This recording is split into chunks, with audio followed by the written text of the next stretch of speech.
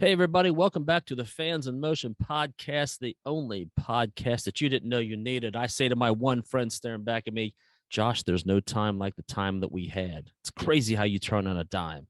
And damn what's left of your money that your money can't buy. I'm laughing because the run that we had. Say hello, Josh. Yo, what song is that? Running Out of Time or something Running like out that? of time Yes, by our from boys.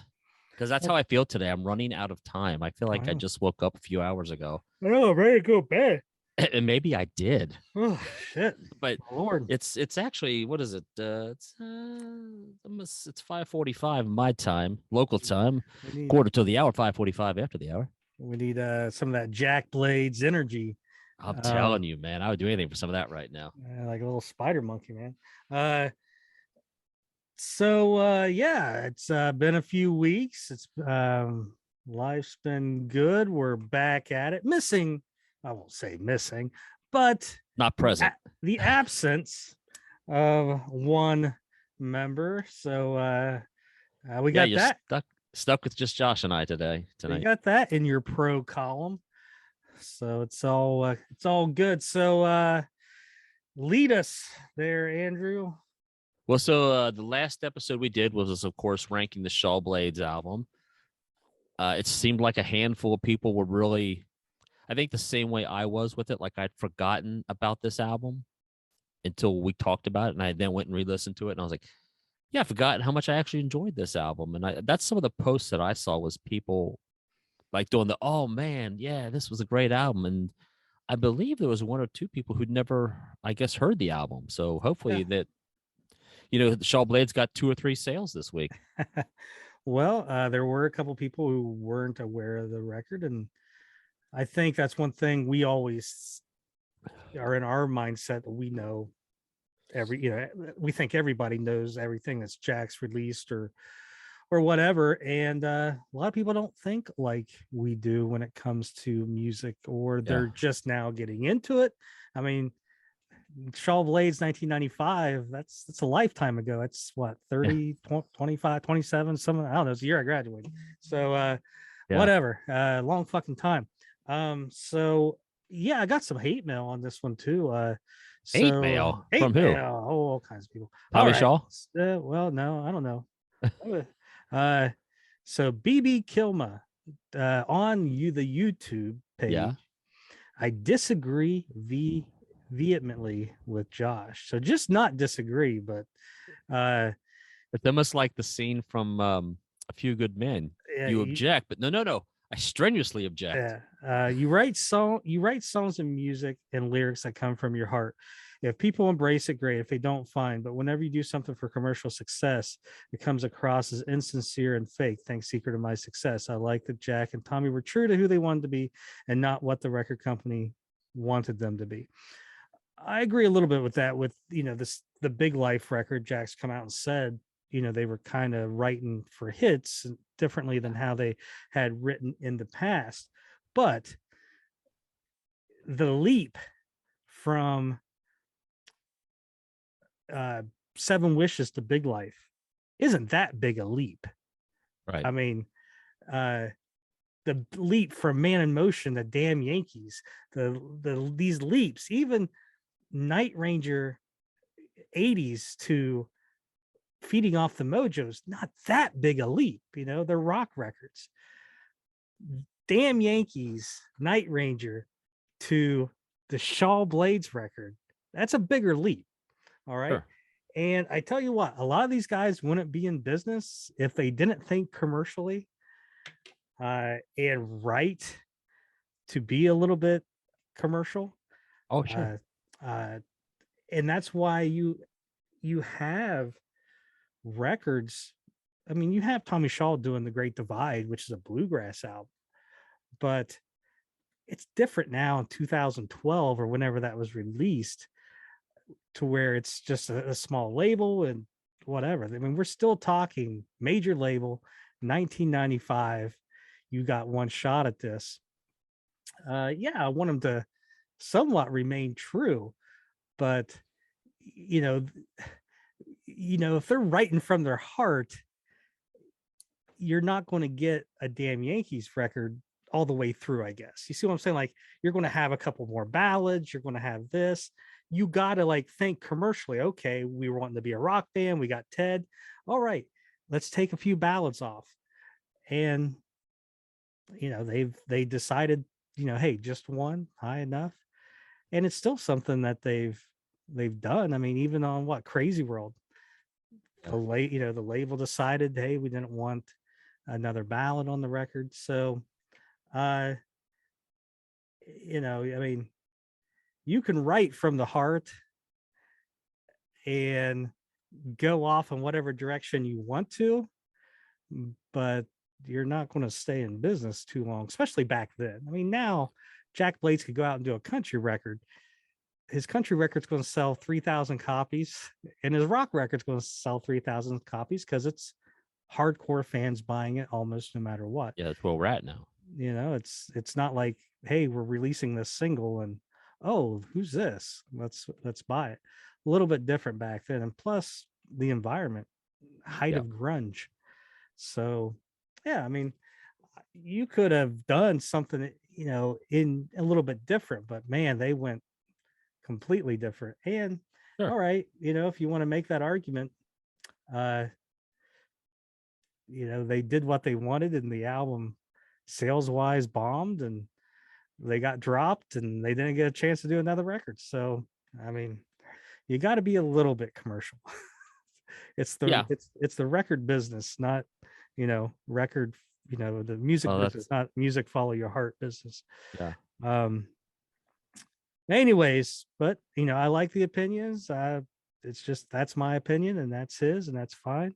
And I don't know if the record company, where he wrote who they wanted to be and not what the record company wanted to be. I don't know what the record company wanted and not wanted. I just know that when the album wasn't selling, they pulled that, probably you have to everything. believe that, like you said, it's record business. So what they wanted was sales. Yep. There's not many record labels that go, hey, we just do what you want, and we'll continue to back you, because that's not the way the business works. But I can appreciate artists who do what they want. I mean, one of my favorite artists is a small independent artist who does what he wants. He does not make a lot of money selling albums. He makes a lot of money producing and writing for other people, but his music is not commercially successful. But he's okay with that. He's accepted that. He's like, hey, I got a small fan base. They're loyal as hell. He plays a handful of shows in the Midwest, sells them out, goes back to producing Pink, makes his money. That's fine. But he's also not on a label. He puts it out himself. And but again, it's 2022 and not 1985, 1995. Yeah, maybe a person could pull that off was Prince back in the day.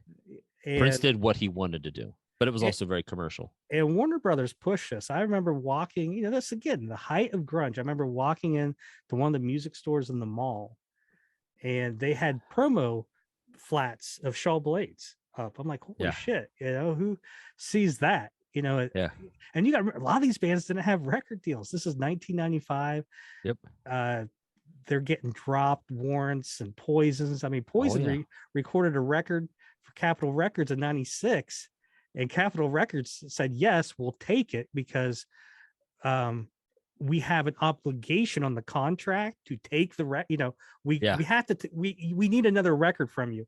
Okay, you made one, we don't really care what it is, we'll take it, fulfill the contract, and not release it, and just pay him and get done with it. It was easier to take the record, be the contract done, than to pay him out, which damn Yankees eventually got. Same thing. They had one more record on the Warner Brothers the contract, and they paid him $1 million, I think. That's what I've heard, that $1 million to just walk away. And you got to think, back then, how much are you going to spend on studio times and stuff like that, and promoting it, and it's probably just easier just to write it off. And fine, fiscally it's a better move just to cut the $1 million and walk away. Yep. Because you're going to spend that probably in studio time and promotion. But and let's see here what we got. Dan R. He disagreed with me to say Tommy didn't have anything going before Damn Yankees is wrong. Tommy and the other members of Styx had all said in separate interviews that they already had an agreement to return to Styx before Damn Yankees started. They had to wait until Dynasty Young was done. The solo album came out in '88. During that time, Tommy instead Ted started Jam. So I wonder if Tommy was seriously thinking about honoring his commitment to return to Styx, and that's why they asked Emmett to join as a backup plan. Then Tommy decided to stay with DY. Possible. We the only thing I really know is, Jack, according to Rick's interviews, Jack's the one that called him. To me, it makes more sense that there's a Tommy thing. But when you say Tommy didn't have anything going before going to Damn Yankees is wrong, well, here's the thing: is a couple things. Tommy always, and he's talked about this in interviews, and other people have kind of said it, is, Tommy kind of like wanted to be in the cool band, and he looked at Styx at that time as not cool, like coming out of Kilroy and everything. Yeah, see you. All right. So, and he's always been kind of the rocker along with JY.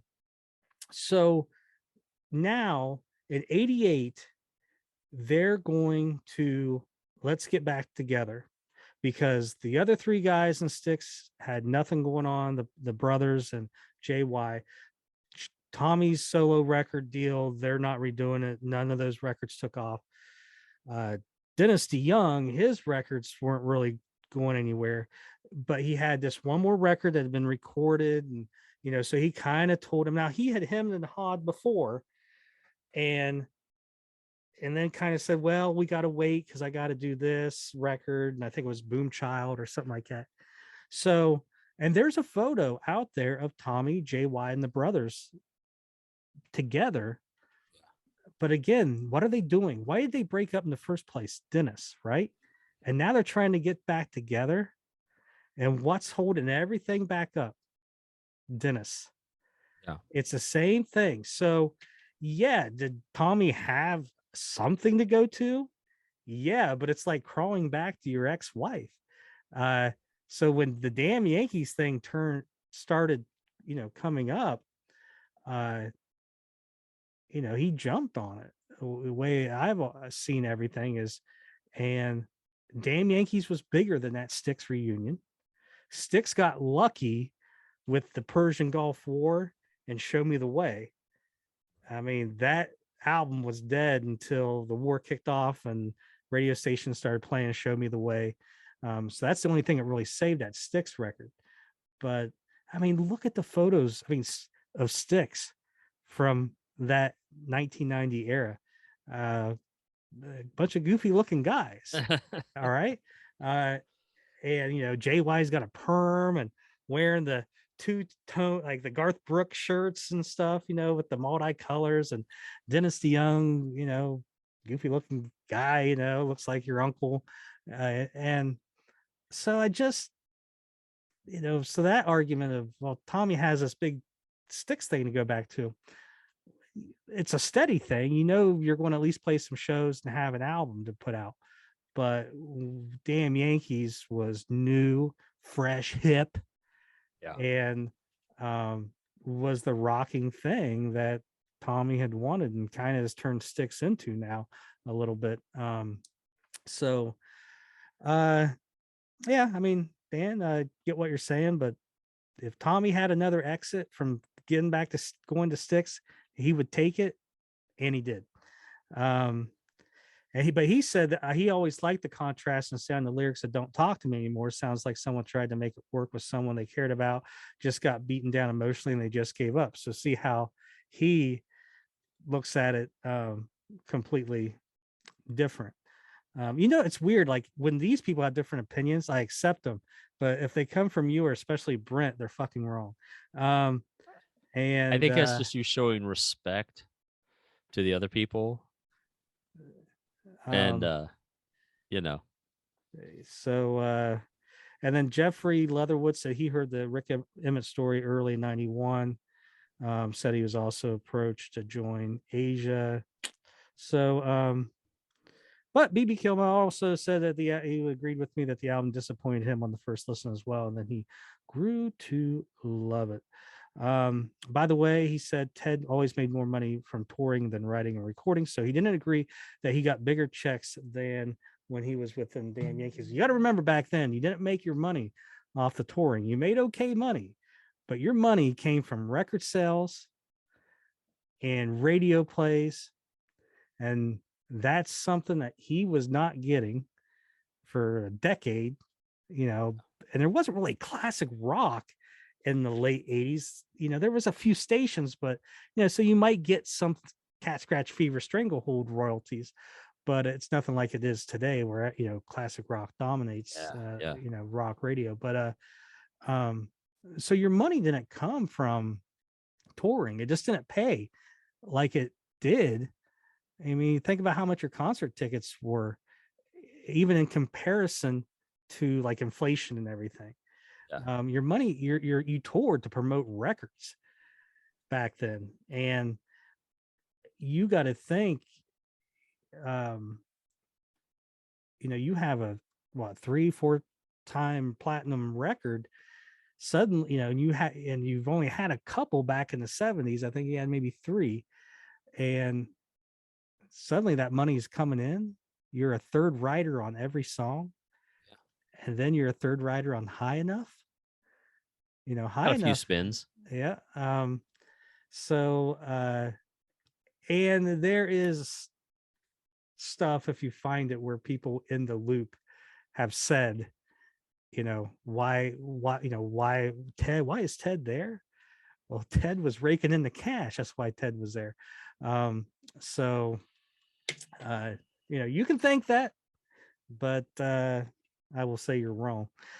I gotta tell you real quick. So I told you I was prior to recording, I was with some friends up at a cabin in Red River Gorge, and one of them, Gary, is the guy who helps us with some of our artwork and stuff. Big fan, and he listened to the Shaw Blades episode, and he said I was genuinely surprised that not all 3 of us had picked "I Stumble In" as the number 1 song. He's like, it's clearly the best song on the album. Yeah, I mean and I was like, yeah. It's but my I said, number 2. if it wasn't 1, it was 2, right? Everybody else had it at 2, or I had it at 1. What's funny? But I said, they're wrong. He said, yeah, they were. They were absolutely wrong on that rankings. So, this episode, we're going to talk a little bit about me seeing Eric and then going down to Waukegan. And I talked to Jack, and we were talking, and I mentioned we did Shaw Blades. We ranked the songs, and I mentioned that my number 1 was I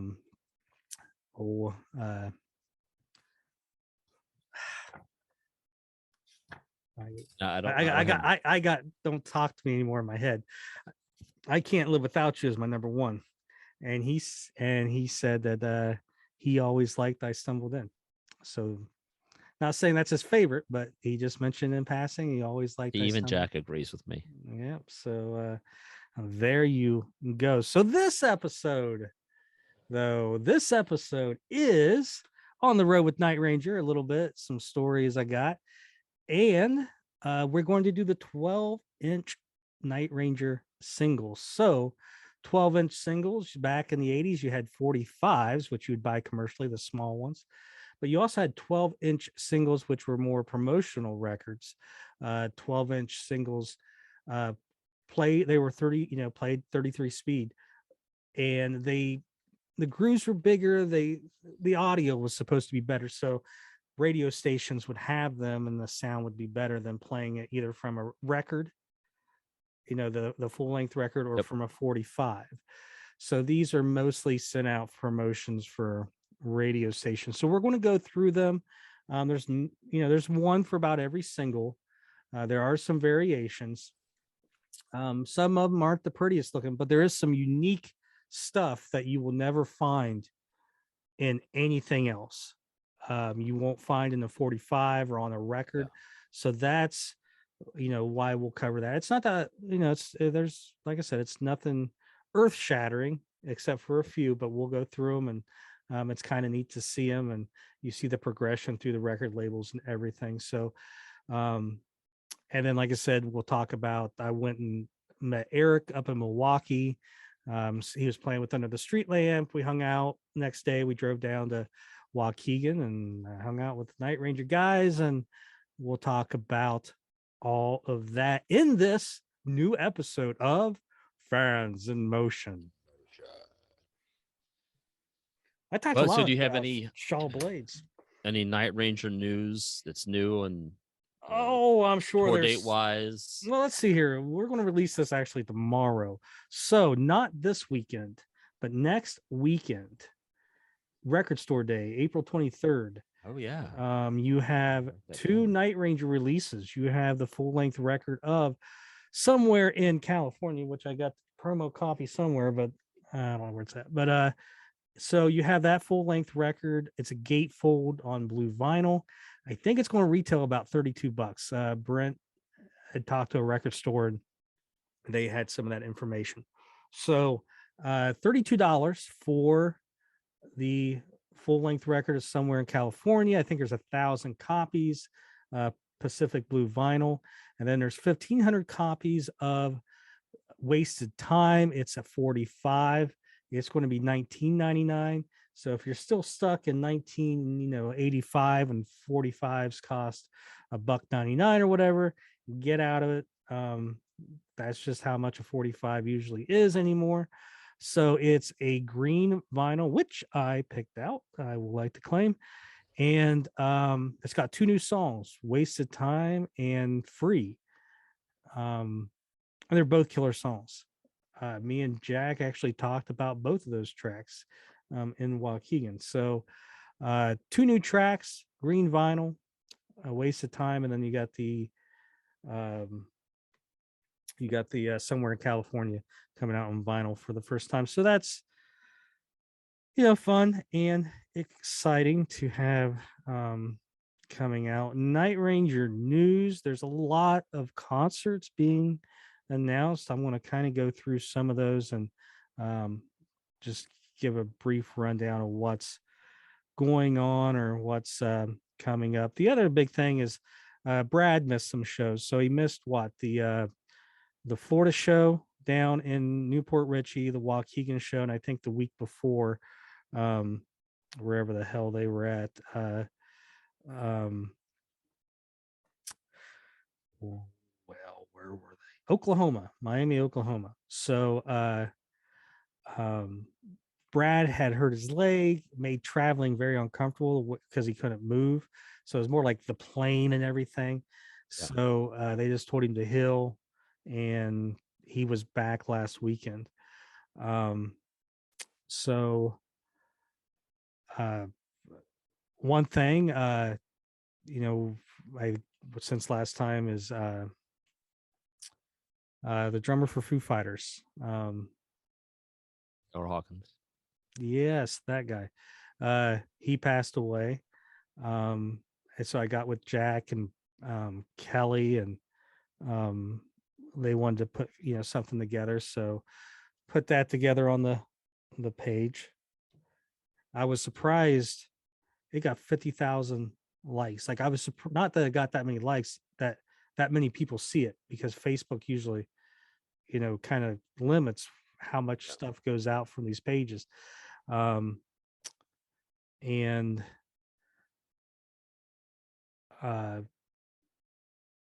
you had that Night Ranger mentioned on Fox News. That's funny.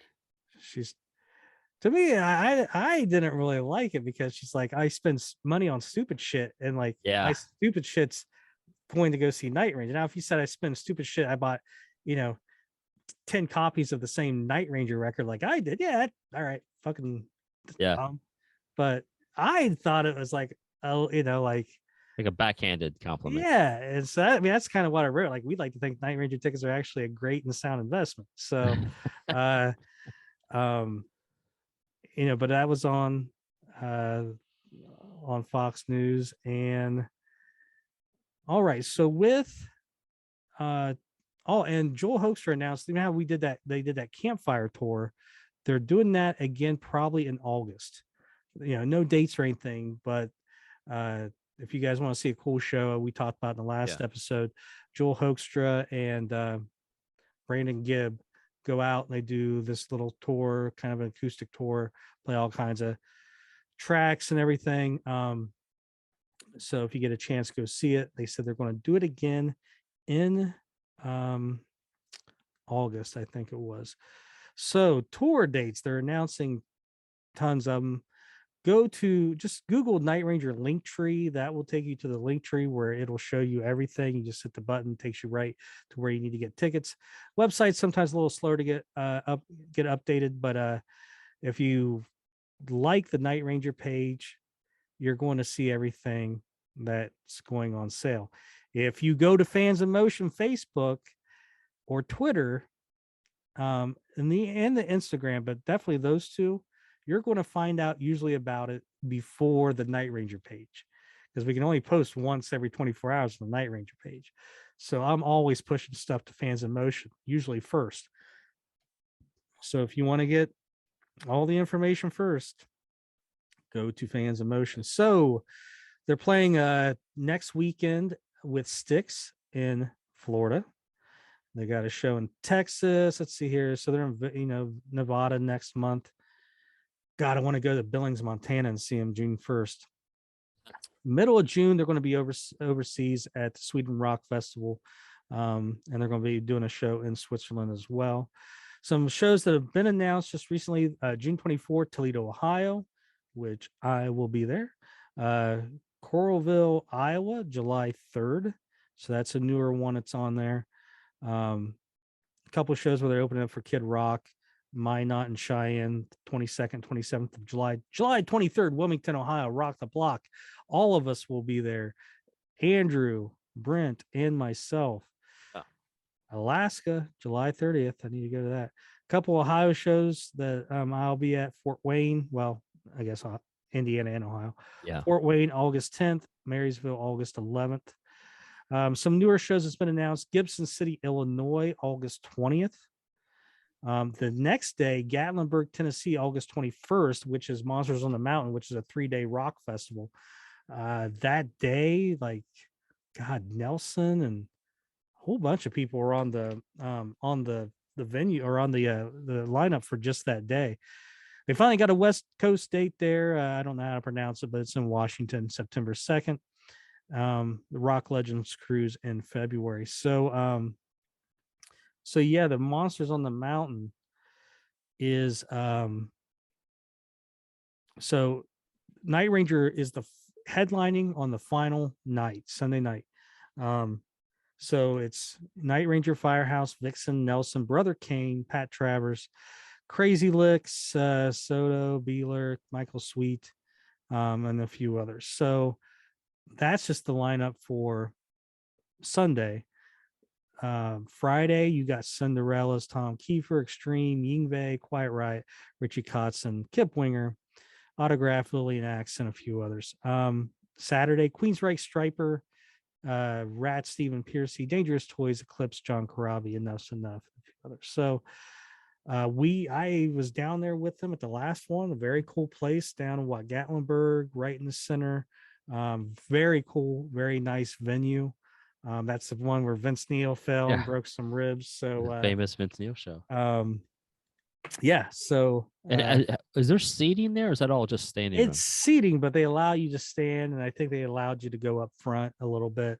Don't quote me on that. Like, I wasn't really out front when I did go see some of the show. I was standing in the back. So I do know they allowed people to stand. That was something. And I think they allowed people to kind of go up, but it is seating. So I don't know if it's general admission, because you went the band. So yeah. So, but you had a band. I don't think you actually had tickets. They would give you like a wristband, and it was good. One was good for 3 days or whatever. One was good for the day. So I don't know if there's actually assigned seating or not. So someone on the page can answer that for us. But there you go. Lots of Night Ranger tour dates out probably there. Many more coming too. There are a few more. There's a couple more West Coast shows that should be coming. But really, there's most of them have been announced. There's a few still straggling, but yeah, the um, there was just a lot announced over the last couple weeks. So I feel bad for everybody down south and everybody on the East Coast, on the actual coast, East Coast and actual West Coast, because now you got to remember these shows were all put into work at the early part of the year. So I can guarantee you, if everything remains calm COVID wise, 2023, when when they're starting to schedule stuff and everything's open, you're going to see it be a little bit more spread out. So there you go. There is your Night Ranger news. I mean, we're lucky here in the Midwest because this band and a lot of other bands that we like, they kind of their bread and butters right here in this Midwest. And you have so many opportunities to see bands because they play close enough, especially there in Ohio. I mean, you're so close to Illinois, Indiana, Michigan, Pittsburgh, if you have to, Kentucky, Virginia. If you're a 6-hour drive person, right? Yeah. And you're in, let's say, Columbus, like I basically am. 6 hours is Nashville, Knoxville, Indianapolis is 3, 6 hours St. Louis, 6 hours Chicago, 6.5, 7 Philadelphia, 6 hours Buffalo. I mean, like you could, if you really wanted to, and that's where they tour. Yeah. Because a lot of these places, like they have these state fairs or these county fairs, that's their season, and they get on it early and they book the bands that are going to draw a pretty decent crowd. Yeah. And Night Rangers luckily is one of them. So we're lucky, like God, kicking off in June. We got Toledo where I'm at, and then I'll probably be at I will be at the Wilmington show in July, and then you get the 2 Kentucky shows. Well, one Kentucky show. Edit. You got, I don't know. I don't think I even mentioned that. Do I need to put that on? I need to put that on Linktree. Mount Vernon, Kentucky. That show was just announced yesterday or today, went on sale. So that is Renfro Valley.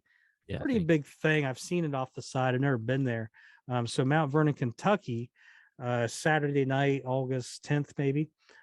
So that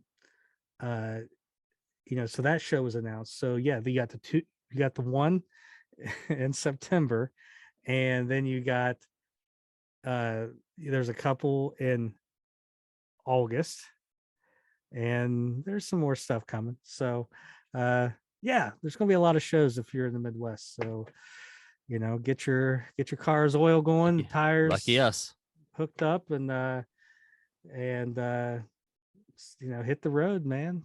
Come on out. What else, Josh? Anything else new you need news-wise you need to talk about? Nah, I think that's it. Anything new you want to share with I'm the sure tens of listeners we have? We got more than that. So let's see here. I just grabbed a couple things. So I got this. This is one of these records that would have been sent to radio stations, like, tune in Saturday night. We have Captured Live this week, Night Ranger. So this is from 1984. You can see Captured Live, Night Ranger. All right. Here is the the call sheet where it has everything the DJ needs to know when it's coming out of the program queue and everything else. It's a 2-record set. So it was for broadcast the week of February 27th, 1984. And even though the songs are in different order, this is the same concert as the live show that they filmed in Japan for the Midnight Madness tour. So there's that DVD that's out there and the laser disc. So it's the same audio, but they redid, like they started off with Touch of Madness, whereas in the actual show, if you play it all the way through, it starts with Play Rough. But it is the same audio. I did check it. So Something you don't see it much of, but captured live RKO radio network. So something new there. Love it.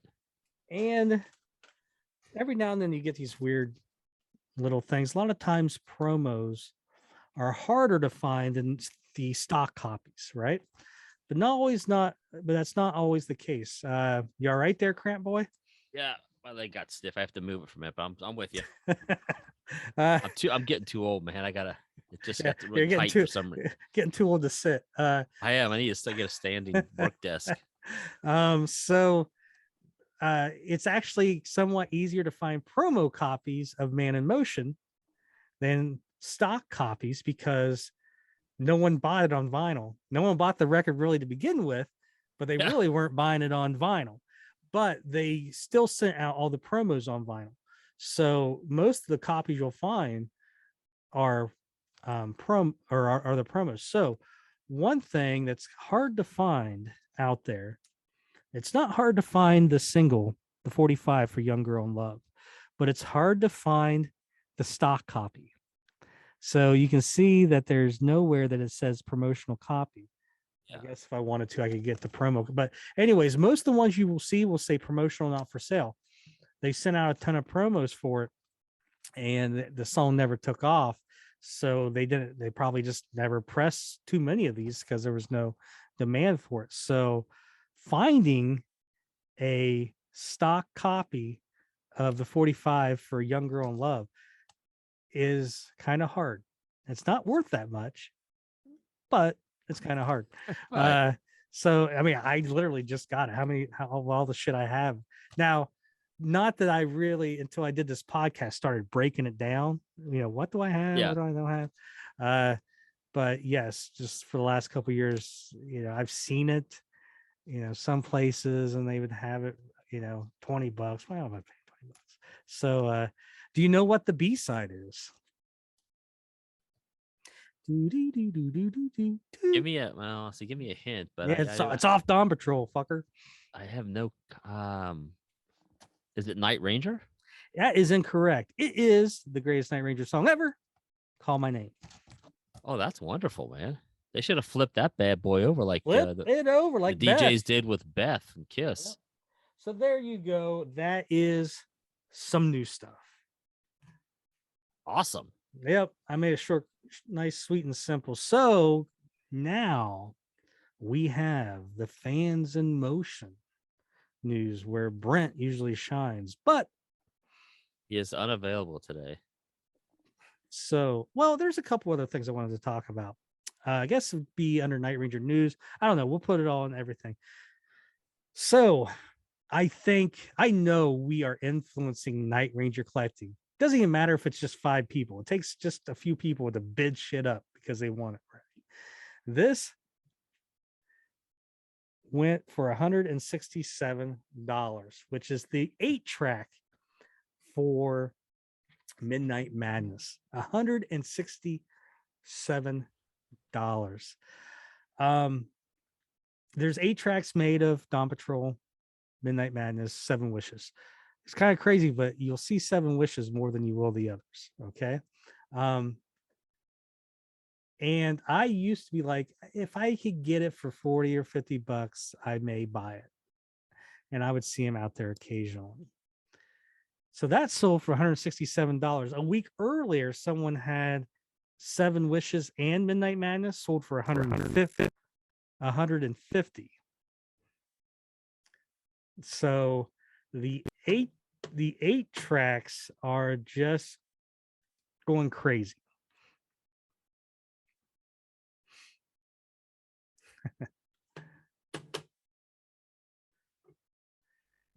Andrew, wish I had some of those. I'm kind of losing you here, so I don't know if it's going to show up on the actual. What's going on? I don't know. I can hear you now at least. But yeah, $167. So, we had April Fools as well. Brent made this. What is it? The Faco presents the Circuit City exclusives. So there are those guys. And then I did this, and I only posted it for a short amount of time because Brad was missing for the weekend, and I did not want to start anything because people will believe about anything. But so there. Eric Yeah. Levy fires Brad Gillis. So if you remember last year, it was Eric Levy fires Jack Blades. He just wasn't pulling his weight. This year, Eric Levy fires Brad Gillis. My jazz fusion goals for the band are near complete. So there you go. The best. So all right. So what else do we got? Dave Nadalman, friend of the page, went to the show down in Florida. Jeffrey Ward posted some cool photos of the Waukegan show. Mike Brunn had a giveaway for an autographed Night Ranger CD. Melissa won that. Way to go. How cool is Melissa. that? Jerry Beach, friend of the show, posted something about going to see Night Ranger August 11th, 1997. And he posted a few photos. Here's one of him with Fitz and Kelly Kagi. Look at that. There you go. One thing I went to, let's see, I'll do that later. We have a guy, it's on the page, David Lowry. He's been posting some guitar solos that he's been doing.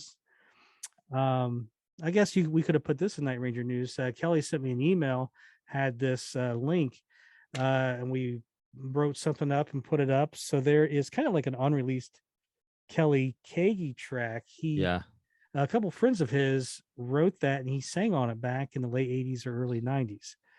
So it's a track that's 30 some years old. But we were able to release, that and get that out there. Someone posted about the fake pages. We're battling it nonstop, and getting stuff verified. It's not as easy it used to be. So if you got any questions, you're listening to this, put something, just get a hold of us somehow. I will tell you which one's the real page for Kelly Kagi and Jack Blades.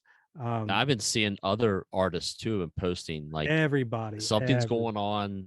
Yeah. I don't know what the purpose of other people doing. I don't know what you get from it, unless you can find a way for people to kind of scam you. But I think I've seen just people like interacting with these people, and some people just believe it, and it's just crazy. So John Juanito Davey posted some pics from, I think, the Florida show there. Wade, no, that was been the Lake Tahoe show, maybe. Yeah, he's right? out in the Cal. He's on the West Coast. Wade Lucas posted some cool photos from the Tahoe show as well. There's along with Steve Romig, which I think I used one of his photos for the Night Ranger page. John also posted, a picture of the Carrie Kelly stickers, but a new guitar pick that's out there, which I don't even have. I didn't even see those in Waukegan. Yeah. Not that I really looked, but That's so pretty some cool. new 40th. Yeah. Carrie Ann making some Night Ranger pantalones. There you go. Amy Lee's daughter is learning the bass and was playing some Don't Tell Me You Love Me there. So rock on. Hey, today is the 40th anniversary of Brad Gillis playing his first show on the Diary of the Madman tour with Ozzy Osbourne. So that was posted on Ozzy's page today. And Tom Hyson has a Ford Ranger out in California. I mean, everything's perfect on it. Look at that. That was great. The California license plate, the Ranger. I mean, just you don't get better than that. That's pretty cool. So there you go. There's some Fans of Motion stuff. I haven't seen Shapin' Chapin on there for a while. Dave Glazer, where are these guys at? Where you guys at, yo? It's like they're laying low. I don't like it. Waiting for something to happen. Although I think they were all chiming in on Brent's Funko Pop for a minute there, but that's about it. All right. Well, there's a little hole in my heart without those guys. So, all right. So the episode a little bit like a two for here. We're going to talk a little bit about being on the road with Night Ranger. Went out for a couple days. So what was that date? It would have been early August. I can't remember. It was oh, hey, I went and saw Judas Priest too. Hey, yeah. Side note, how was that? Because that happened here in Nashville. Boy, ticket sales were slim, and I almost went. I did not go, and I regret it just a skosh, but so I just couldn't make it. How do you know they were slim? So another guy who does another podcast lives here in Nashville, and he had posted a picture of available seats at the arena, and it did not look good for the time. Now, it may have changed, but it looked more open seats than it were filled seats. I saw them in Charleston, West Virginia, and I mean, yes, it's a mecca, entertainment capital, but it goes without saying, Josh. You didn't have to give us that. It's a very old, actually, like arena. It was, I think, built in the 50s. So the people that had bought the upper level tickets when they were going through the gates, they had to go to another table and get new tickets because they had closed off the upper deck. And I don't mean any knock on them. I was just curious how it was where you were, because I was somewhat surprised because I saw them in 2018, 19. I saw them in Detroit, and I mean, they might have, I'm trying to think it was, Saxon open for them. It may have been it was smaller, but I mean, it was still probably 5,000-6,000 seater, and it was packed.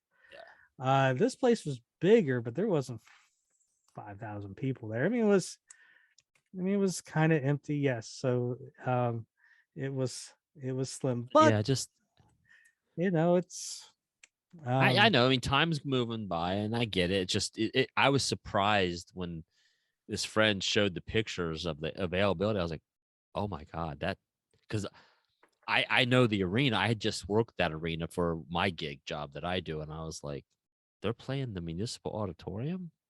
And like when you put a rock show in there, they close off a third of the arena. So, yeah. And they had Queensryche opening. Now, I mean, Queensryche, Queensryche. I mean, they sounded good, but I mean, I was surprised Queensryche didn't play. They did not play Silent Lucidity. They did not play Jet City Woman. They did not play, and I'm not a big Queensryche fan, so I don't know like all their Can't songs. go deep on it. Yeah, but did I they know play anything off of Empire. They played Empire. Okay. What's the other song? Rainy Days or something like that. Another Rainy Night Without You. I like that song. I don't think they played that either. Interesting. So, yeah. Well, I think, and I don't know this, but I believe that in terms of Queensryche, they're trying to move away from a lot of the Jeff Tate stuff and stick with the Todd LaTorra stuff. Because here's the thing. I mean, he's been with them forever, but the problem you have is most people are going to that show to hear the Jeff Tate era. It's different, I think, if like it's Queensryche at this theater, you can be a little bit more adventurous when you're playing an opening set, and it's not. This is my only time seeing Queensryche. I'm not impressed. It's just another opening band of songs I don't know. Exactly. And I'm fine. Maybe you don't play, Silent Lucidity, but all right, play Jet City Woman or play one, play something to keep me there, because otherwise I'm going out to the concession stand. And so, yeah. Well, that was kind of my fear. So I didn't go. I love Queensryche. And when I say that, I love Queensryche up until Empire. For me, everything after Empire, I lost interest in. Priest, I don't love, but I wanted to see because out of like, that's a legendary band. I need to go see this band. I can't recall that I've ever seen them. So I was like, I should go. And you've probably seen him like 3 times. Yeah, that's what I say. I need Brent to refresh my memory. Like maybe I did see it and love it. I don't recall, but I did not go. So the thing about Priest is they will play whatever they want. Like they will dig into their records and play stuff that wasn't hits, and just cool stuff. Or they do play their hits. They actually, I think, played more hits when I saw them now than I did 3 or 4 years ago. Like Yeah. they didn't play like "Living After Midnight" or one of those big songs. They didn't Oh, see, play. yeah, or Uh, breaking the law or something like yeah, that. and they did play these ones. I was just happy when they do, Electric Eye. I mean, that's all I Sure. want. So, but they did that. So, anyways, so I did go and um do that, but I went to Waukegan. When the hell did I do that? April 1st. That's right. Well, I left Wednesday morning, Wednesday evening, I don't know. And so Thursday night. So originally wasn't going to go to the show, the Waukegan show, Friday night, a little bit north of Chicago. I was debating it, but and then me and Eric were talking earlier in the week, and he mentioned playing in Under the Streetlamp up in Milwaukee. He's like, I'm up in Milwaukee right now. And Under the Streetlamp is, I think the story goes, you had Jersey Boys, the musical. Yeah. So Jersey Boys, after that ends, those guys create kind of like a touring act, but call it Under the Streetlamp. Okay. Right. So it's, all those 60s, early 70s songs and stuff. Um, and Eric used to play in that. And whenever his schedule allows, they always want him, to come and uh, do the shows. So he was in Milwaukee at the I can't remember, the Potawatomi casino, the big casino that's downtown there. And I was like, you know what, dude, yeah, like let's, that kind of pushed, like I can go see that show, have a couple Yeah. beers with Eric. Sure. So that pushed it. So I showed up, Thursday, and uh I met him there. We got lunch. He went and changed us, well, I went in, saw sound check with him. Um, and it's weird because you always see Eric, in the Night Ranger get up, but he's got like a tux. They all got tuxes on. He's got the fedora, and he's just back here playing all kinds of different music. And I like that kind of music, Sure. so it was fun to see. So we sound check. He introduced me to all the guys. We went and had lunch, or I guess an early dinner, um, and then went to the show. They hooked me up. I was right in the very front. I went live on his page and my page. Uh, so you got to see a different side of Eric. It was cool that we did Time of the Season by Zombies because they let Oh, him do this solo. yeah. And so, A fun song. I was in the worst angle for it because I had to go through the guys on stage to get to Eric, but I was able to, get at least him doing the solo and stuff. So that was cool to see that. And after the show, we went to the bar in the casino and, had some some beers, and it was a good time. That's where I designed my April Fool's thing with Eric Yeah. sitting there. And he's like, Brad's gonna kill me. Um, so yeah, so the next day, um, we met, and I'd said, like, you need a ride when we first started talking about an early week. He's like, well, I do. He was going to get one, but he's like, I like ride down with me. And so yeah, we hopped in my little silver car and cruised from Milwaukee down to Waukegan, playing some Tommy Bull and Teaser record. And he had never heard that record, but he knew Tommy Bullen from Billy Cobham and stuff like that. So we were really getting into that. So we pulled up to the venue, and Hold on a second. Let's take a moment to just appreciate the fact that you're driving the keyboard player from Night Ranger from one gig to another, they just like it's hey Josh, can you give me a ride? It's like, yeah, so, yeah, sure, yeah, hop in, man, I'll take you. Like yeah. you can't just gloss over that. Like that is I would think most people that I know, most people that are listening to this show, and most people on our fan page, that's kind of a dream come true. I mean, Well, and it is. I mean, it's just so casual. Like, yeah, so we can but interrupt. I give you a everybody, ride. everybody gets to know Eric. Eric's such a good guy, easygoing guy. It's like, Yeah. and he looks. I think the big thing too is he looks so different on stage with Night Ranger. It's like when he's not on stage with Night Ranger, it's almost like another person. Like, it's like I don't You know. don't see him that way. Uh, Yeah. so but yeah, we bullshitted and listened to some records and uh pulled into the the theater there, the Genesee Theatre in Waukegan. Which isn't that the first place in America they did the Dawn of Madness show? I think so. Because I Which wanted to go so bad. I think that was right around when my son was born. So, I was kind of not doing Yeah, as like much. a Sophie's choice for you. Which one do Yeah, you pick here? yeah. Looking back, I made the wrong decision. But so yeah, it was a great, nice theater, a lot, it's like little things, stuff you don't think of, like um, the hallways are big, there's two dressing rooms, there's a production room. So like I can go in, I can talk to Ed, and you're not on top of everybody, and you Yeah. can kind of disappear if you need to. So, me and Eric showed up. I think we were there a little bit. We got there before the rest of the band did.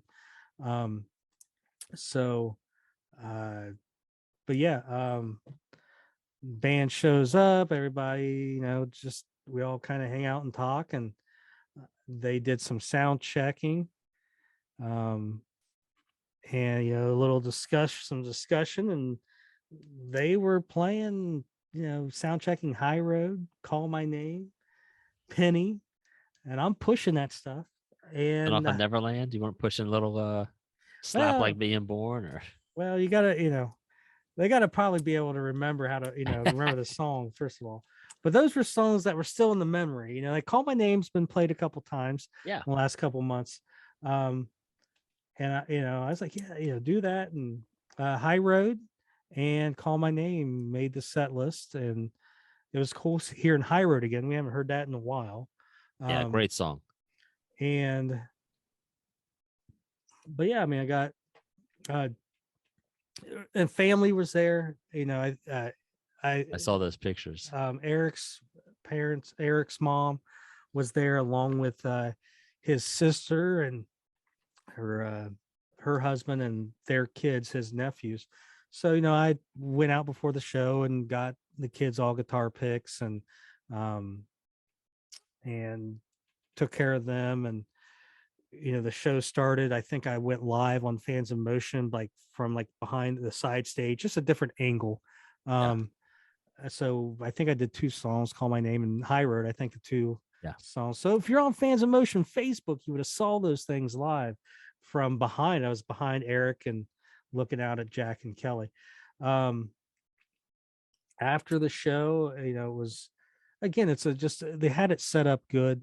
They were able to meet, their family and stuff. I talked to Eric. It's like, why don't you go live? Let's go live. Your whole family's here.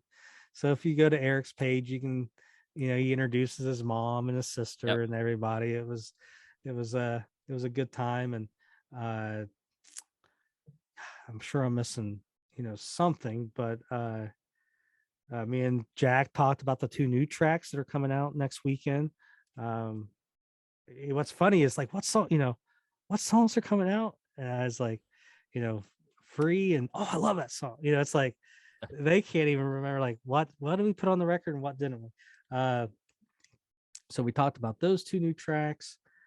Yeah, just good time. I saw some, obviously Fans of Motion people went out and said hi. Craig Sirke, I think his name is, and his, Shannon was with him, and I saw, Daniel, I think his name is, and Mike Smith was there. He's always at those shows anywhere in the Midwest. So yeah, good time.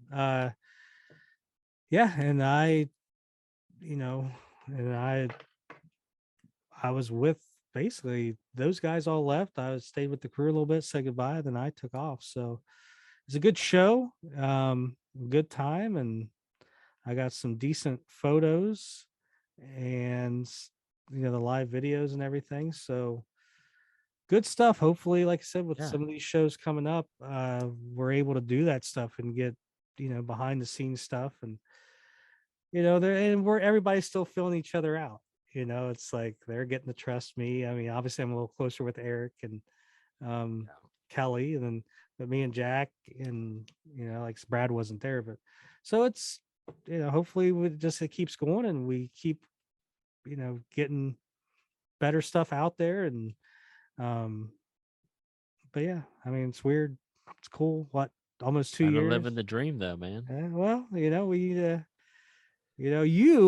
could be, we need to get you going, man. You get this podcast You, empire going, Josh. Look what it got you. you need to, I need you to get places earlier instead Yeah, of not earlier. Then you gotta so go eat rolling in right before the show starts. whatever hamburger joint you're at. But oh, here's the set list. Let's take a look. Yes, I mean, it's pretty standard, but there is your Call My Name and High Road. nice. So there is that. Was there an opener for them or just them? There was not an opener. Yeah, that's cool. I like that. So very cool theater. Had a lot of history. Been there since I think the 20s, 30s, somewhere around there.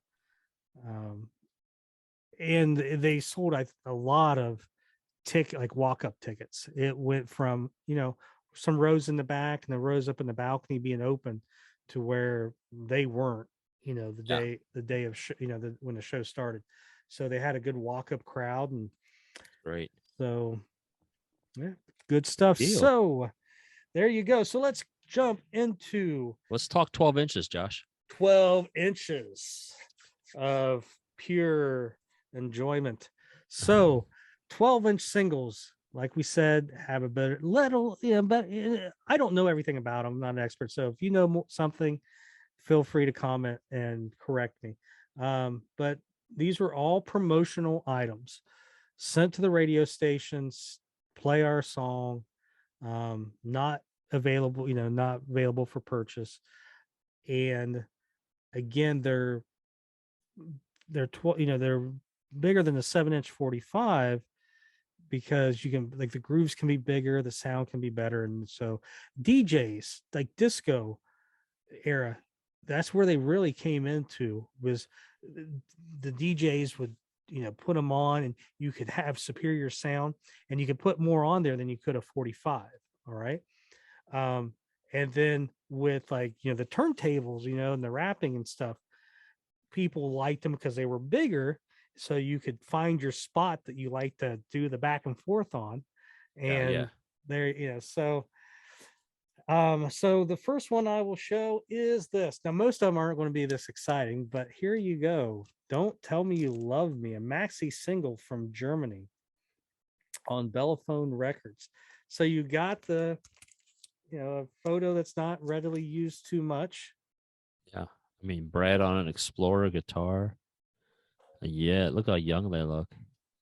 So this, like I said, 19. Now you're saying that these were not never commercially available. Every one of these is a promo. This one, to a degree. This one being from Europe, maybe, because it looks like it, the way it's packaged, it looks like it was available for resale. Yeah, but most of them aren't like this.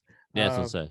So this is, like I said, 1983 Boardwalk, manufactured by Bellophone in Germany. So you can see where they got the different singles. So this one here is commercial, and probably the only one, except for maybe one more. There might be another one. But it's Bobby Womack, Rick James, Stevie Wonder, The Temptations, the Commodores, Smokey Robinson.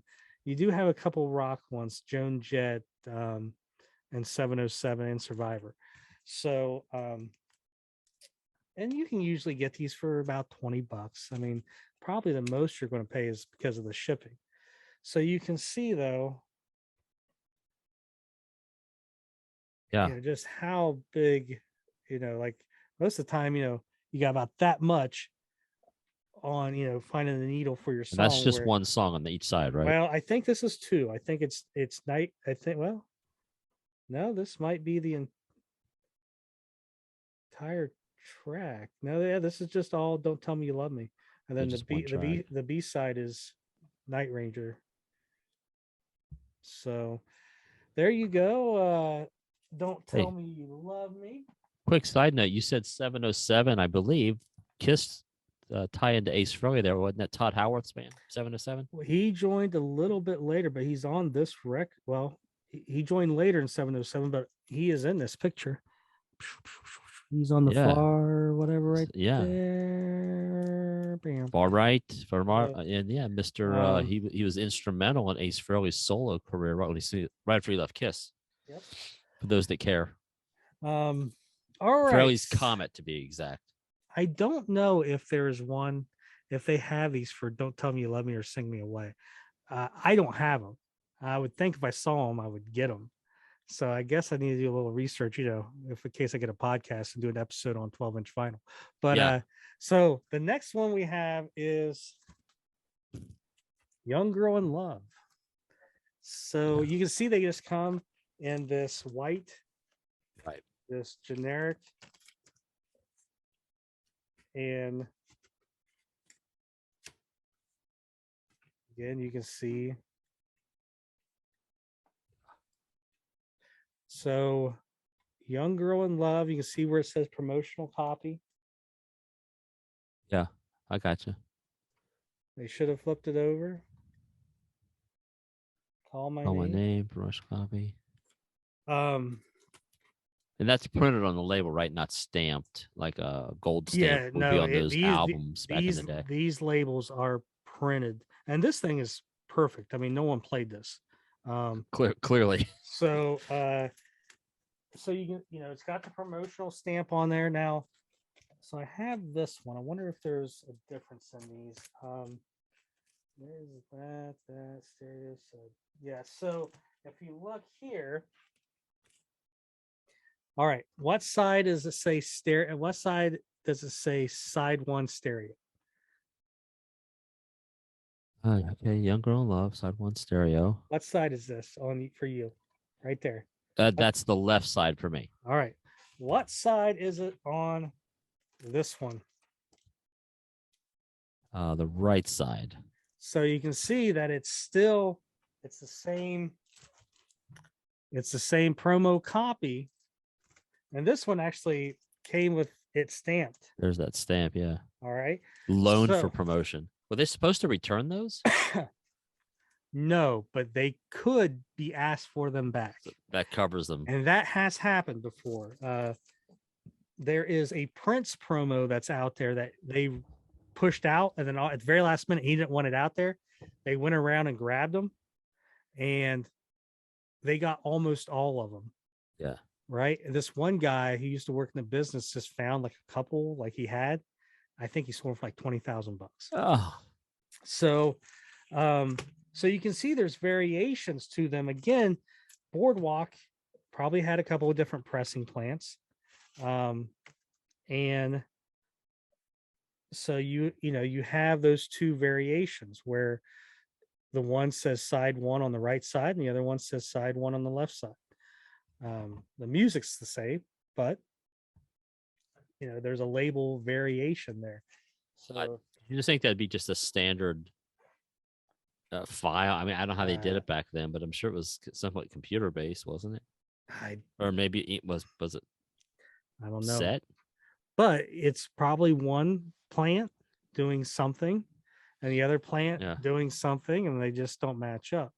Or on some records they would press 10,000, and then 6 months later, oh, we need another 10,000. And maybe they, we put the information back on and they put the logo somewhere else. But that's all there is for Dawn Patrol. You got that German "Don't Tell Me You Love Me," and you have "Young Girl in Love," the two variations. Yeah. Now I have these in just in order that they're on the record, not that they're released. So This one's a little unique because it was never released commercially except for in Germany, but it was released as a single in the States, but it was never on a 45 and it was never released commercially. So here is the 12-inch single for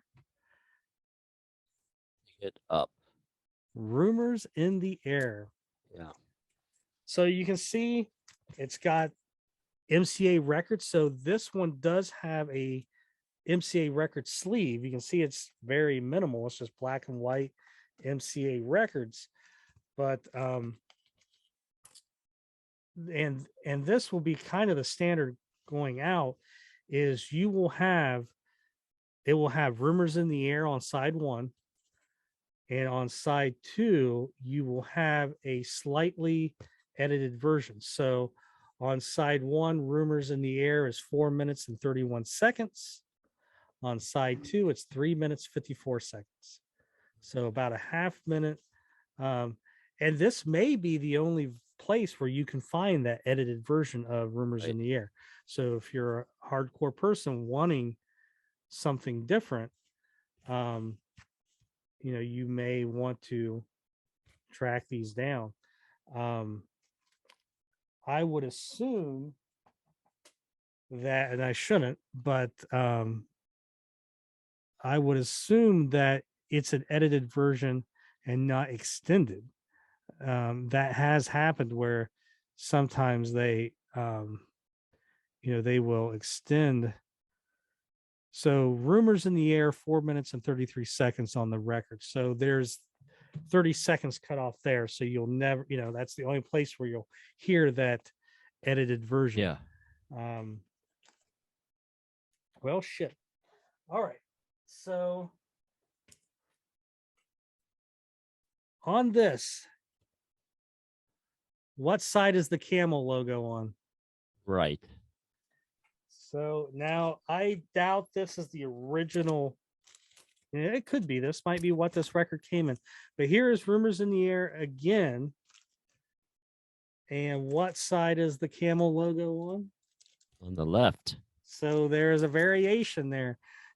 Some other little variations, but the camel logo is the biggest one to find. So you can see, Night Ranger 12-inch, 12-inch promo.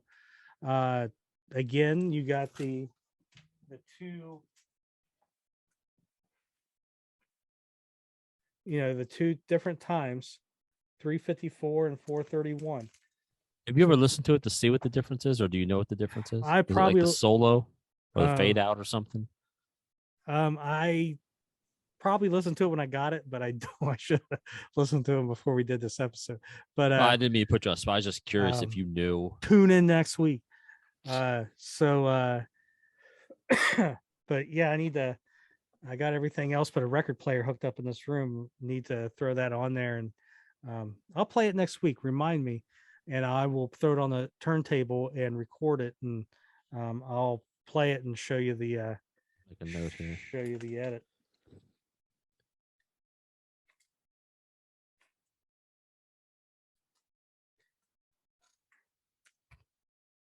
So the next one, again, it's got that MCA, cover.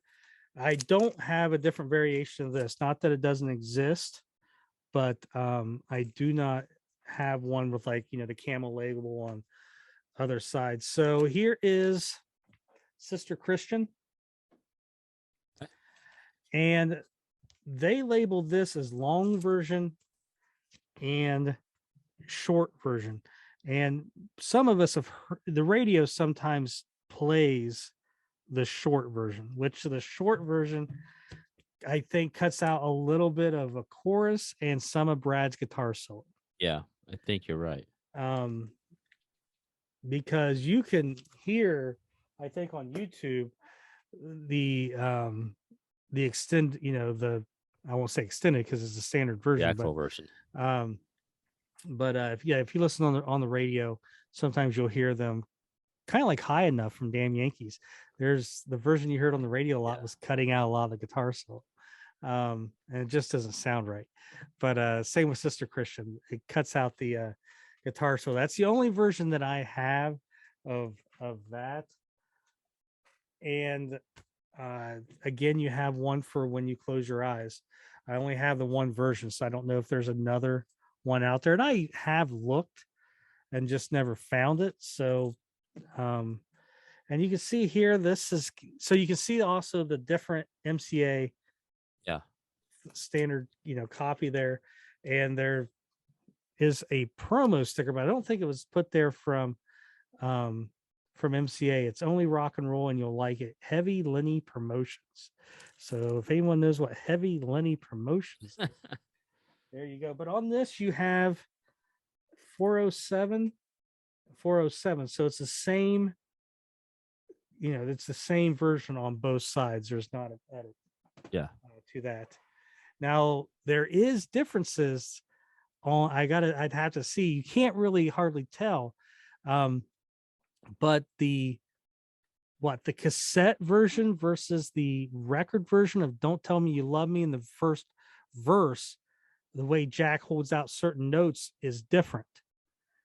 And like they used the if you listen to the version on the Midnight Madness CD and compared to the Midnight or the Greatest Hits of When You Close Your Eyes, that verse is a little bit different because they used the Midnight Madness master from whatever they used for the cassette.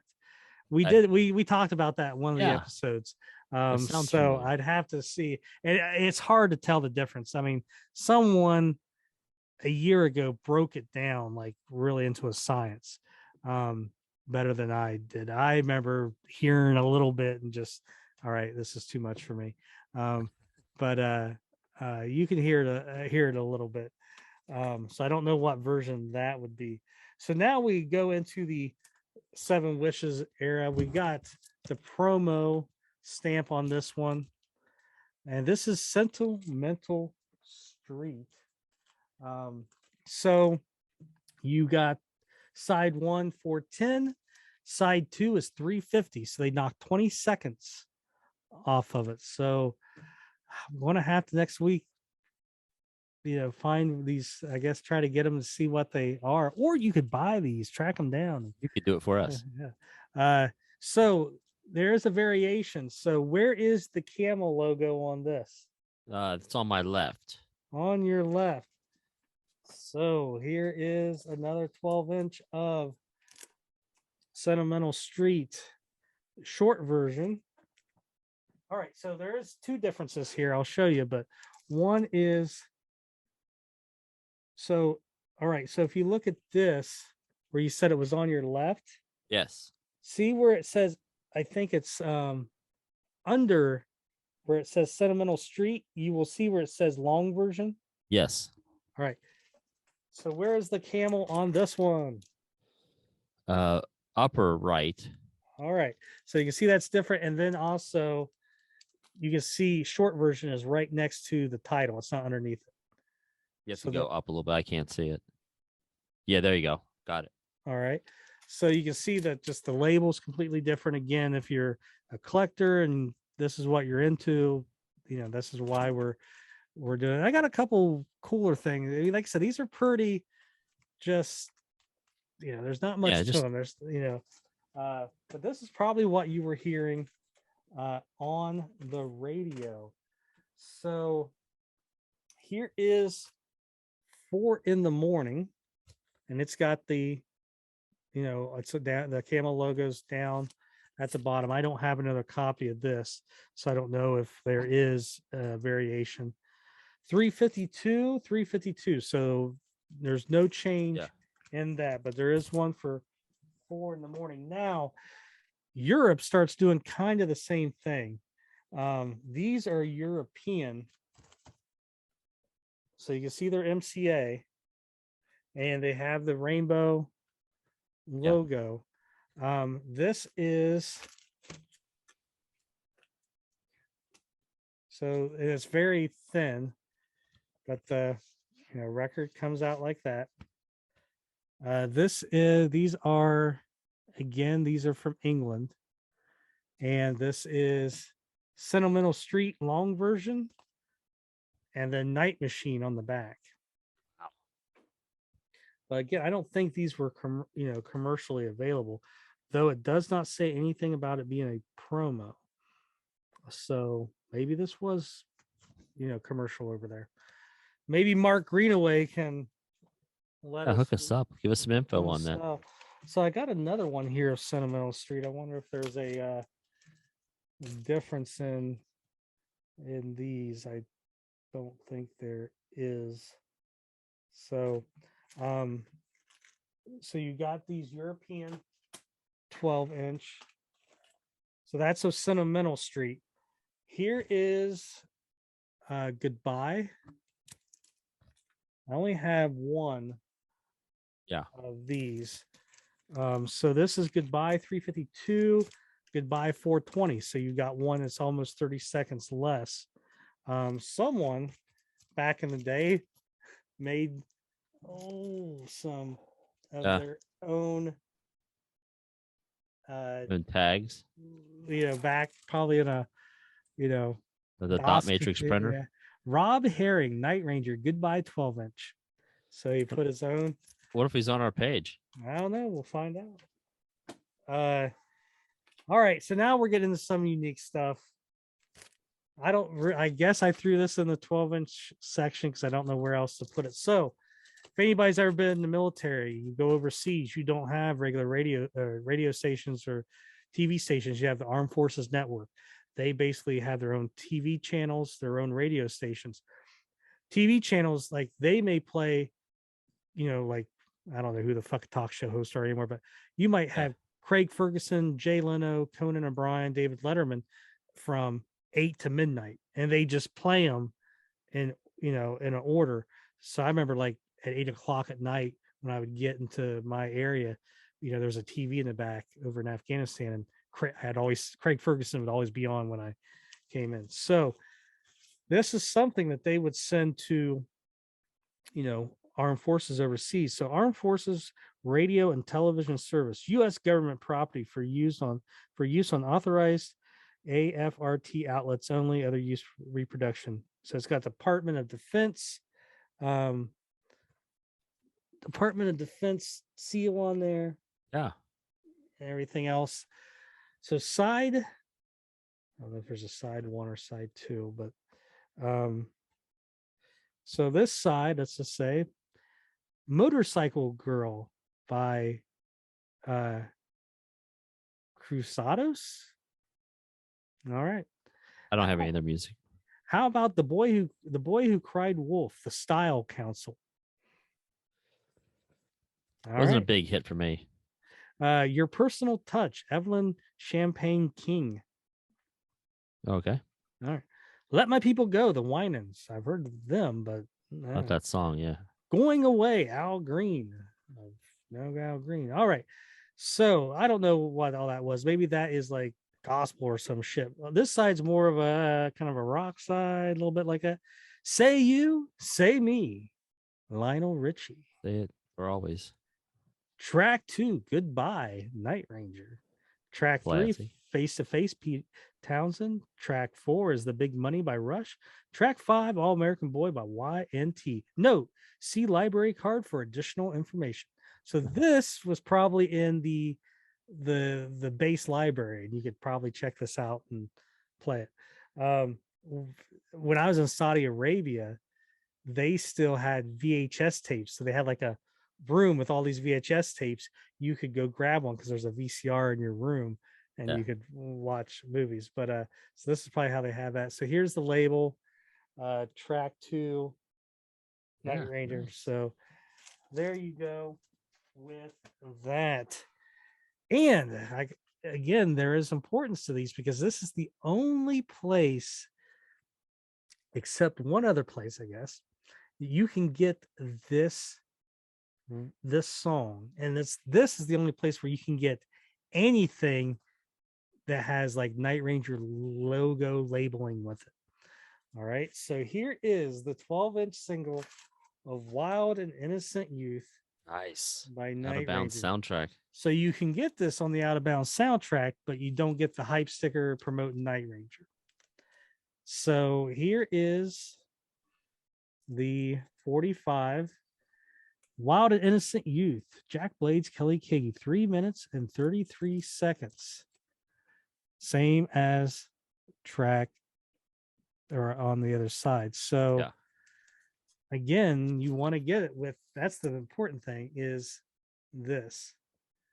The Wild and Innocent Youth by Night Ranger Out of Bounds hype sticker. So this was kind of released as a single. It didn't probably get played too much. No. But But that's a really good song too. It just man, but imagine hearing that in concert today.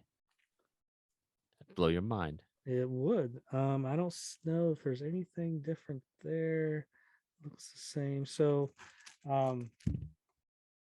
yeah, so that's the only place you're going to get. Probably the sound quality is even better because it's a 12-inch compared to the full-length album on the Out of Bounds soundtrack. And I think it was Chris Stuvik, I think his name is. He's out on the West Coast. Hardcore fan knows, he's more into like the audio, like some of this other rare stuff than I am. He took out of the movie because the version that's played at the end of Out of Bounds is different than what's on the soundtrack than what's on that. Okay. And it's very different. So if you go and listen to this version on the record or this version, and it's usually the version you'll find on YouTube, it's not the same version that is played at the end of the movie. So you got to watch the movie to hear that different version. So again, this is where we're getting some of these rare songs. This is a 12-inch promotional single, not for sale. So someone gave that to you. Secret of My Success. Look at that. So this is a promotional copy. So it's got the white label. A ton of writing underneath of it. Jeez. Well, it had like 18 co-writers. So this is, this is from the US, and it's got, they're definitely pushing this. They give this promo copy an actual cover. Yeah. To push it. And let's see here. There is variations of this. So if you look here, what side is the camel logo on? On the right. Raise it up, as. And here is the exact same thing. Maybe this might have been the original sleeve. The other one was just a plastic sleeve. So you can see they used the MCA. Yeah. What side is the camel logo on there? Left-hand side. So there is a variation to that. So again, it's unique cover. It's only where you're going to get this 12-inch cover for Secret of My Success. Now you get, like I said, you're getting into some cooler stuff. This is kind of hard to get. This is the 12-inch single. Wow. For Secret of My Success. So you got, the movie soundtrack photo. You got the Night Ranger logo there. Secret of My Success. So this is, all right. So this is, I want to say this is German, but maybe not. Yes. So this is German. So this was probably Germany and France. So what's cool about this is, you got this cool kind of front, but you have this photo that I'm pretty sure this is about the only place this was used. Yeah, it's interesting. It looks like it's from the same photo session. It's from the same photo session, just no one's smiling. It's just they never, this isn't in like the inner sleeve of Big Life or anything. Yeah. And it's one of the very few places that they, for audio, you can have Sister Christian live. Now it's pulled from the VHS. So say, where's it from? The Seven Wishes tour? No, it's from the VHS release they had Yeah. from Irvine Meadows. So Yeah. this, they also record it for Westwood One. So this is pulled from it. So it's Gotcha. from that. But so side one is Secret of My Success. Side two is Carry On and Sister Christian Live. But it's, again, the only place you can find that live, except if you get Westwood One, or I think there's another one of these 12 inches that have it. So, and this has like a little PR copy sticker on it. And, but yeah, you got, like I said, that unique photo on the back and the cool cover. Sister Christian Live, recorded live at Irvine Meadows, California, from the MCA Video Night Ranger 7 Wishes Tour. Produced by Jack Blades, Alan Fitzgerald, and Brad Gillis. Kind of weird that they put them as the producers. So it's like, credit there. What was Kelly and Jeff doing? I guess I don't know. So there is that kind of unique. Now, Color Your Smile, again, never released on 45 except for Spain.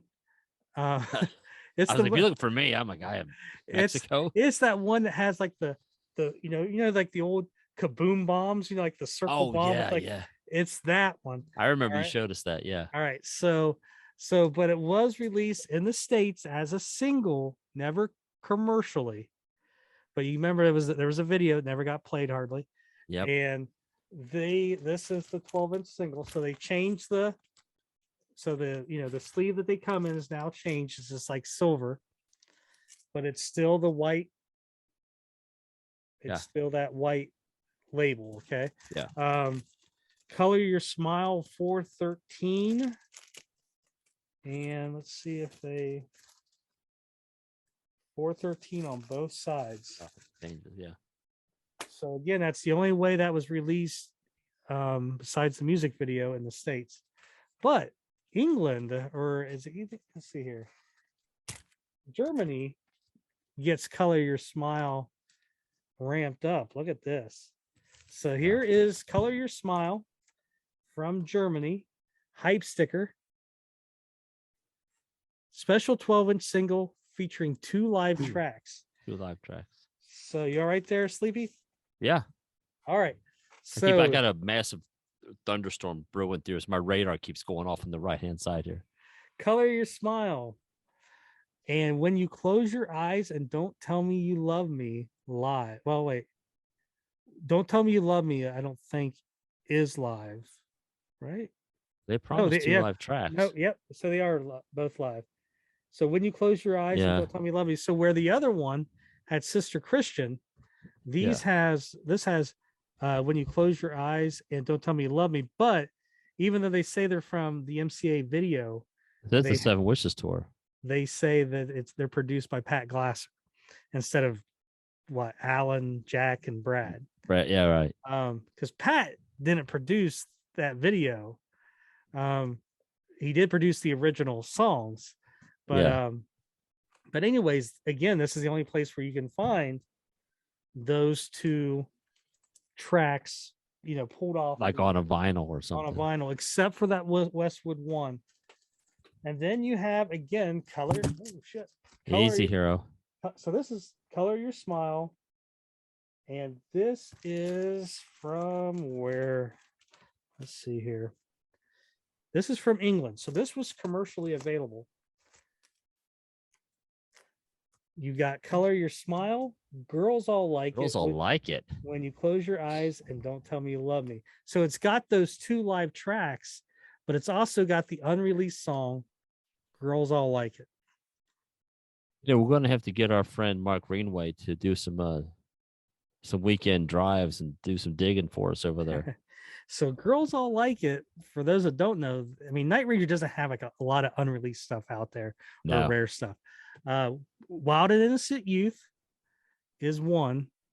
Girls All Like It is 2. And where do you find these at? The 12-inch collections. Yeah, so, I mean, what else is there? That's it. I would think that's all that there is, right? I mean, you got some of the bonus tracks, from our later records the last couple of decades, but from that classic era in the 80s. You really just have Girls All Like It and Wild and Innocent Youth. So there is England, 12-inch, Girls All Like It, and Don't Tell Me You Love Me, and When You Close Your Eyes Live. So then they go back to the standard white sleeve. Looks good. Is Hearts Away, album version, single version. Album version 4 minutes 58 seconds, single version 3 minutes 59 seconds. And it's way. What was this time? Was that a minute cut off? A minute cut off. I'll have to. Now wait a minute. That's a lot of editing right there. I know. We're gonna have to. Maybe we'll do a little mini episode next week where I'll break it. I mean, because I got to know. Like, I get you want to cut 30 seconds. You can cut the fade out. The long fade out, but what do you cut a minute out of Hearts Away? And then the last one, this is it. I'm really intrigued by that now. And I'm pretty sure this is the US version. Again, they changed it again. And this is I Did It For Love. 4 minutes and 44 seconds. 4 minutes and 44 seconds. So no change. No edit on that, Jim. No. And I don't think these are variations. I think I just got doubles. So just got two of them. Yep. So the last one from the classic era, the last 12 inch, they don't nothing else produced after that. I Did It For Love. So I definitely think we got a bonus episode of just playing the you have to spend all the time finding the differences. Yeah, it's gonna be and then mark it. So a couple things. I'm curious, and maybe you have the ability to do this, but a digital catalog of all the Night Ranger songs. So, I mean, I don't know if you have them all in digitally recorded, like the Wild and Innocent Youth and all that. Mm-hmm. But that would be kind of cool to have a clearinghouse where you could go. Again, there's another artist that I like. I was saying about earlier, the independent artist, and someone has gone through and cataloged everything. It's on digital, and now I'm sure he gives it away illegally, bootlegging it, but it's out there. If you need the songs, any song by this artist, you can go to him and he can get it for you.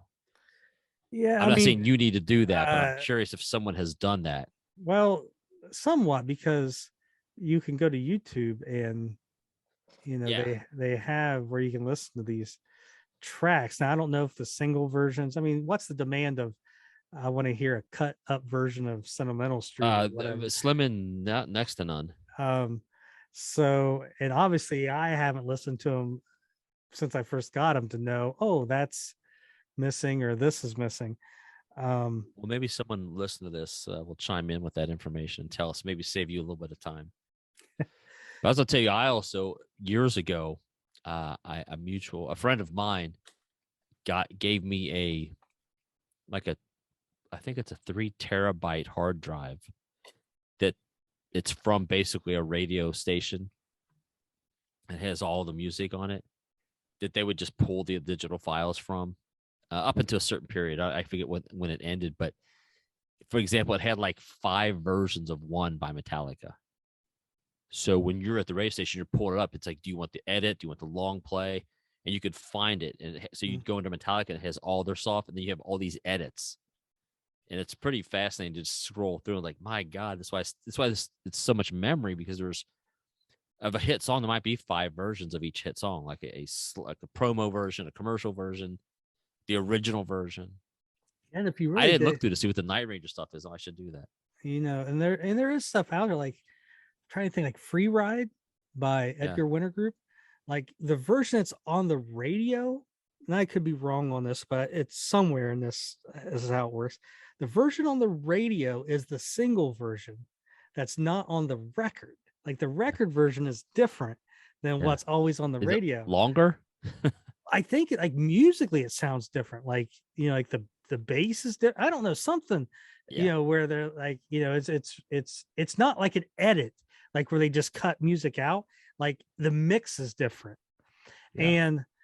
And that's what I really got to do. Like the Kiss 45s, the mixes on those 45s are different than what's on the record. So not only would you maybe get it like an edit, but you would get a different mix where, the guitar is louder, the drums are not as loud, or Not as tinny sounding. That early, because some of the early stuff, the audio, the needed a well, little you more gotta, bass in them. they were sometimes designed. I'm trying to think, like they would be played on, I don't know. There was a reason why certain records were designed certain ways, because then they started playing them on FM. They were going through car radios, Yeah. so like they would turn, the treble down, and on certain records. So the way they came out of car radios. Again, I'm not an expert. I just remember reading stuff about that. So, um, but like I said, the 12-inch, and obviously you can even see I don't mess with them a lot because I don't even have labels made for these yet.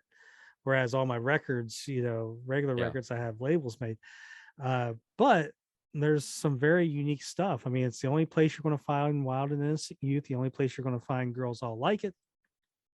So watch the 12-inch single market just take off here in the next. Josh, like, damn it. I'm pretty sure I got everything.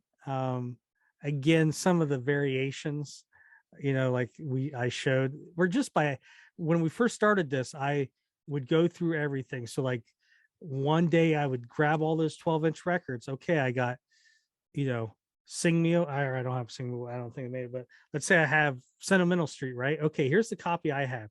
And I would go through and look at all the photos of 12-inch Sentimental Streets. Yeah. Oh, wait, that's logos on the other side. So fuck, I gotta buy it, So I had to go through and same with all the 45s and all the different variations and the promos. Starting this out, man, I spent a nice little chunk of change just to get all the variations. And it's crazy. And I know you're part of that world. I mean, it's how you and Brent initially met, was via Kiss collecting stuff. And I just know growing up with Brent, and I watched how he'd pick up so many variations and copies of things, and it's a lot. I don't really. I did it for Night Ranger. I only did it really because of the podcast. Like I had a copy, but I didn't give a shit if it just got you back into it. Well, I didn't give a shit if the logo was on the opposite side. Yeah. I knew there was a little bit of variations. I didn't know there was that many. But when we started this, it's like, all right, I need to kind of become an expert a little bit more on some of this stuff. And so I just started looking at it, and then after you think you get everything, now it's like, okay, I need to get everything. So I'm like, oh, I've never seen that. I need to get that. And when you get in that mood, that mode, you're searching wherever you're doing your shopping, and you start looking for, all right, what if I find this variation of something, or what if I type in this combination of words? Like, oh, so there's something I didn't know I needed. Well, that Young Girl in Love 45 we showed earlier, it's like, it's hard to get. Not like it's expensive. Like I could have got it for $20. Yeah. 8 months ago, but I'm like, I'm not spending $20. I'm gonna find it. Someone's gonna post it for $3 shipping. Yep. And that's when I'm gonna get it. And I'll just wait. And they did. And I'm the only nerd out there that knows that, oh, that copy's different than the other 10 copies out there because it's not a promotional copy. So good times. There we go. So God, if you're still listening to this, you're probably a dude. Your wife probably okay with Major League Baseball not changing the time of the game. You're okay if it drags out. Your wife's probably pissed at you right now for not spending time with her. I'm sure mine is wondering what the hell is going on. Or if she's not pissed, that's because she has someone else. I mean, I've said it before. My wife initially said, after like the first 2 episodes, she's like, what could you still be talking about? Like, how do you talk about Night Ranger for 2 hours or 3 hours? And I was like, clearly you're not a subscriber to the show. She just laughed. She's like, do you want me to be? I was like, no, but if you want to know something on Night Ranger, we are. Well, so the guy who's kind of new to posting on the page, at David Lowry, is a guy that I work with in my job, and we just struck up a conversation one day, and I knew he played. Oddly enough, you'll appreciate this. He played in a Queensryche tribute band as a guitar player, and we got to just talking one day at a gig. They played Jet City Woman. They did play Jet City Woman, and we just got to talking one day, and I mentioned that we do this podcast and it's about Night Rangers. He's like, "Oh," he goes, "I know that show." I was like, "Oh, you've seen?" He goes, "Well, I've seen an episode or two." And then I think he was already a member of the page, or maybe he wasn't, but he's like, I've done some videos of their stuff. I was like, "Dude, you got to post it. Like, that's what our page is for." And it seems like people would like it. I mean, if you go to his YouTube channel, you'll see a lot of not pushing him or anything, but like he would actually do solos, or I'll do name this song. And one of the songs he did the solo for, Josh, was Bitter Pill from Warrant. And I was like, man, that's a deep cut. Like, a lot of people do not know that song, which they should, because that's one of Warrant's greatest albums, in my opinion. And he does like Saga on the Loose, which I was like, holy crap, man. So anyway, so if you're out there and you're not on the Facebook page, you're missing out. Listen, if you're not joining Facebook because of, they're going to get my information and privacy, like, listen, man, trust me, no one gives a shit what you're doing. All right. And they already know. If you got an Apple Watch, they know exactly what you're doing. Or an Alexa. Yeah. If you're listening to this, they know. So, just get on Facebook, join the page. We're also on Twitter. So go on. Twitter's nice because I can just retweet things real quick. So if you're, on Fans of Motion, Twitter is instant. That's what's so great about it. Like, if you like news and stuff like that, or certain, like, journalists or writers, everything's so instant. It's just bam, it's right there. So if I see an announcement, I can just hit a button, bam, it's out there. To where if I got to post it on, if I want to make a post on Fans of Motion, I got to put it together. I can hit share, but even there, I got to hit share. I got to find the group. I got to maybe write something a little quick. Takes a little bit longer, 10, 15 seconds, but sometimes I just don't want to do it. So I'm busy. It's like I can just hit one little button and it's done on Twitter. Instagram, everything's growing on Instagram. I'm trying to get our page going more on it, but usually what I'll do is if we do something on Kelly, Jack, or Night Ranger's page, sometimes I'll throw a different variation on Instagram just to change it up. So maybe where if it's a color photo on Facebook, it's a black and white on one of those pages. So but yeah, if go to Facebook, Instagram, Twitter, like Fans in Motion. If you're listening to this on YouTube, go click subscribe. Leave us a comment. Make me happy. Make me feel like. Tell Josh how wrong he is. Yeah, that's the best part of the comments. I'm fine with it, but no, he's not. But he'll read it. He won't shy away from it, which is the good thing. He will read your comments. Yeah, I wish I had time to like sit there and because I always I need to reply to that, but like I don't want to just do one or two sentences. I want to really let them have it. Like have a conversation. And I never really have that block of time to put it how I want. So yeah, click subscribe on the YouTube station there, and the website is threw me a glitch. I still haven't sat down and reconfigured everything. Sure. It's all with the MP3 part. So I got to go in and do that. So when I do that, the website will be updated. Once we get that updated, then you're going to be able to get the Shaw Blades episode and this episode on, Apple Podcast, Audio Max, Spotify, Stitcher, Amazon Music, iHeartRadio, Pandora, and all that other grand stuff. And Jack's got a birthday coming up, April 24th, something like that. So there you go. So Andrew, I think that's all I got, brother. Josh, that's all I need, my friend. All right, I'm about to hunker down here in the bunker. Man. I got a thunderstorm, bro. The thunder rolls.